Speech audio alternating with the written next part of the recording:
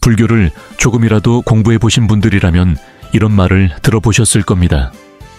아상, 인상, 중생상, 수자상. 이 네 가지는 부처님께서 집착을 버려야 한다고 하신 사상이죠. 그 중에 오늘은 중생상에 대해서 이야기해 보겠습니다. 중생상은 산스크리트어로 푸드칼라라고 하는데 이걸 예전 사람들은 흔히 영혼이라고 번역하기도 했습니다. 즉, 사람이 죽으면 몸을 떠나서 계속 존재하는 불변의 혼이 있다는 믿음이죠.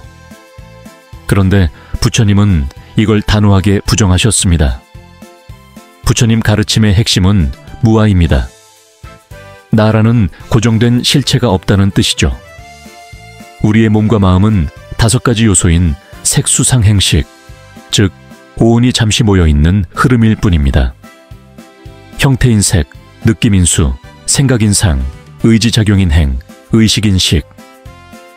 이 5가지가 인연 따라 잠시 모여서 나라는 존재처럼 보일 뿐 실체는 없습니다. 그래서 사람이 죽으면 이 오온은 흩어집니다.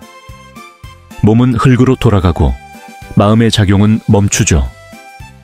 그렇다면 죽은 뒤에도 변치 않는 영혼이 있다는 생각은 무아의 가르침과 맞지 않는 겁니다.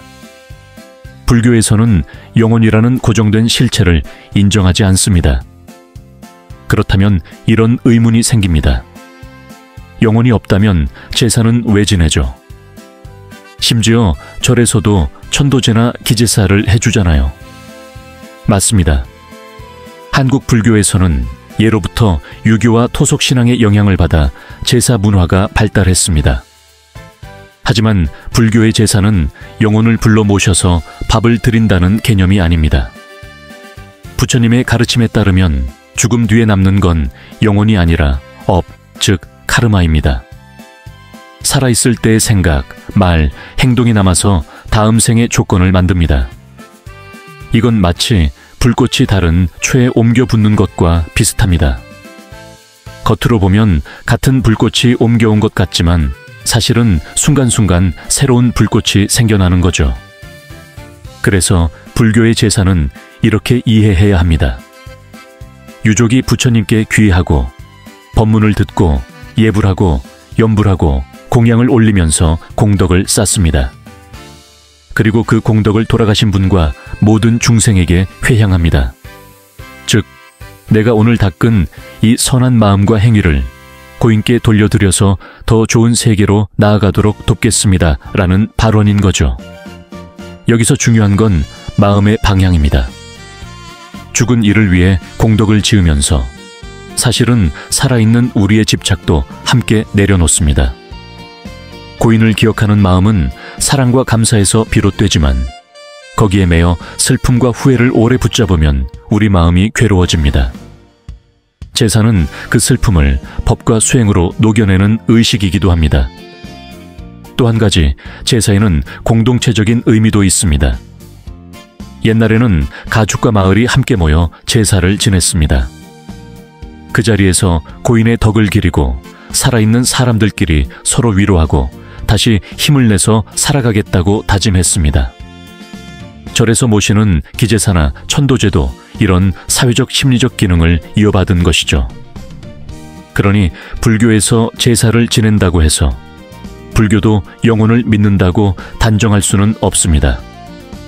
불교의 제사는 영혼을 불러 모시는 의식이 아니라 업의 인연을 밝히고 공덕을 회양하는 수행의 자리입니다. 우리가 밥을 차리고 향을 올리는 건 눈에 보이지 않는 존재에게 음식을 먹이려는 게 아니라 그 순간 나의 마음을 부드럽고 넓게 열기 위해서입니다. 부처님께서는 마음이 곧 세상이라고 하셨습니다. 제사를 지낼 때의 그 정성스러운 마음이 망자를 돕고 나를 살립니다. 망자가 업의 힘으로 다른 세계에 태어났더라도 그 마음은 인연을 타고 닿을 수 있습니다. 왜냐하면 부처님의 법 안에서 모든 존재는 서로 연결되어 있기 때문입니다. 이렇게 보면 제사는 단순한 전통 행사가 아니라 수행의 한 방법입니다. 단, 그 의미를 바르게 알고 해야 합니다. 영혼을 붙잡아 두려고 하는 집착이 아니라 모든 존재가 고통에서 벗어나기를 바라는 자비심으로 해야 합니다. 우리가 사는 이 세상은 무상합니다. 모든 것은 변하고 흩어지고 사라집니다. 제사를 지내는 날, 밥상 앞에 앉아 고인의 얼굴을 떠올릴 때 그 무상을 깊이 느껴보시길 바랍니다. 그 무상 속에서도 우리는 사랑하고 감사하고 기원할 수 있습니다. 영혼이 없다고 해서 그 사람이 사라진 건 아닙니다. 그분이 남긴 인연과 영향, 그리고 그로 인해 우리가 일으키는 자비의 마음은 지금도 살아 있습니다. 불교의 제사는 바로 그 마음을 드러내고 키우는 자리입니다. 그러니 제사를 지낼 때 이렇게 발언해 보세요. 이 공덕을 모든 중생에게 회향합니다. 고인께서 좋은 세계에 나아가시길, 그리고 이 자리에 있는 우리 모두도 지혜와 자비로 살아가길 바랍니다. 그 순간 제사는 단순한 전통이 아니라 부처님의 가르침을 실천하는 길이 됩니다.